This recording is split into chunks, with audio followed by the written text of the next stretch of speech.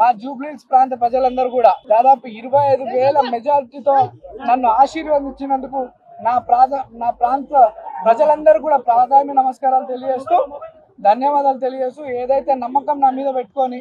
మా పిల్లోడు, మా బస్తీ పిల్లోడు, మా కొడుకు, మా తమ్ముడు మాకు అండగా ఉంటాడు, మా కష్టాల్లో నిలబడతాడు, మా సమస్యలు పరిష్కరిస్తాడని ఎంతో నమ్మకంతో నాకు ఈ అవకాశం కల్పించారు. వారి సేవ చేసుకోవడానికి ఈ అవకాశం కల్పించినందుకు వారందరికీ కూడా ధన్యవాదాలు తెలియజేస్తూ అదేవిధంగా కాంగ్రెస్ అధిష్టానం సోనియా మేడం గారు, రాహుల్ గాంధీ గారు, మల్లికార్జున్ ఖార్గే గారు, కేసీ వేణుగోపాల్ గారు,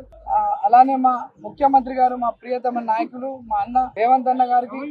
మా అధ్యక్షులు పిసిసి అధ్యక్షులు మహేష్ కుమార్ గౌడ్ గారికి, ఇన్ఛార్జ్ మేడం నటరాజన్ గారికి, విశ్వనాథం గారికి అండ్ ఎంటైర్ కేబినెట్ మంత్రులందరికీ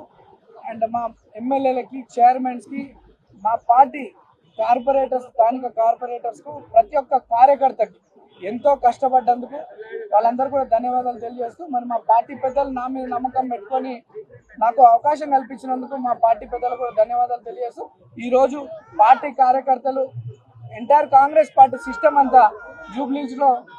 ఎంతో కష్టపడి కాంగ్రెస్ పార్టీని నన్ను ఇక్కడ గెలిపించుకోవడానికి నిరంతరం కృషి చేసినటువంటి ప్రతి ఒక్క కార్యకర్త నుండి ముఖ్యమంత్రి వారికి, అధిష్టానం అందరూ కూడా ధన్యవాదాలు తెలియజేస్తూ ఏదైతే ప్రజలు నా మీద నమ్మకం పెట్టుకొని ఇక్కడ అభివృద్ధి చెందుతుందని, భవిష్యత్తు బాగుంటుందని నమ్మకంతో ఇచ్చినారో దాదాపు 200 కోట్లతో అభివృద్ధి కార్యక్రమాలు చేపట్టినాం గతంలో. ఇప్పుడు ఈ యొక్క ఇంత మంచి ఆశీర్వదించారు పెద్దలు ముఖ్యమంత్రి గారి దృష్టికి మా ప్రాంత సమస్యలన్నీ కూడా తీసుకెళ్లి అన్ని కూడా శాశ్వత పరిష్కారం చేయడానికి నిరంతరం కృషి చేస్తా. ప్రజల్లో అంటే గతంలో బీఆర్ఎస్ వాళ్ళు గెలిచినప్పుడు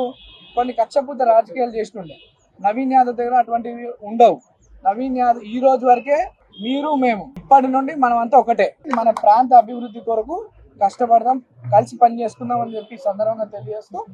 మరి మా అనేక దుష్ప్రచారాలు బీఆర్ఎస్ పార్టీ వాళ్ళు మా మీద నన్ను, నా కుటుంబ సభ్యుల్ని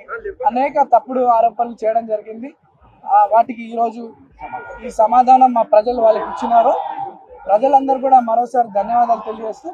అందరికీ కష్టంలో తమ్ముడుగా, కొడుకుగా ఉంటానని చెప్పి తెలియజేస్తూ మా యొక్క కష్టాన్ని, మా యొక్క ప్రచార విధానాన్ని